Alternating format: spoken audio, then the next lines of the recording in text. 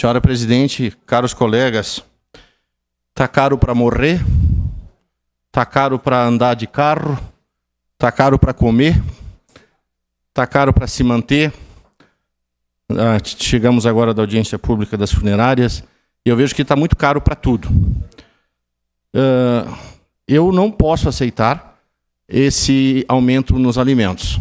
Quando eu vi isso, eu convoquei, peço desculpa aos que não foram procurados para assinatura, foi uma falha operacional, não foi intencional, mas um pai de família, quando ele perde um emprego, ele corta talvez a TV a cabo, ou ele corta talvez a mensalidade do clube, mas ele não corta o leite do filho. Ele não corta o feijão e arroz da esposa.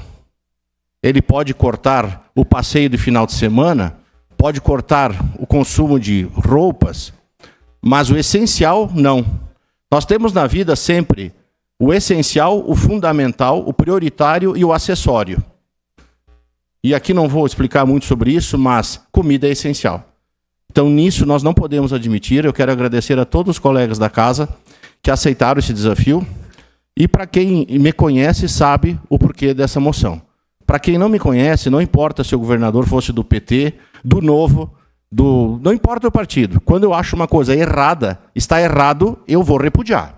E não é admissível, eu não aceito mais o povo, o trabalhador, o profissional liberal, a classe média, a classe pobre, não dá mais para só repassar impostos, como o senhor falou, vereador Lucas Dil. Não dá mais. Vamos ter uma inteligência tributária, uma forma de gestão mais adequada, porque só repassar a conta, nós não estamos mais aguentando pagar caro para morrer, para nascer, para comer.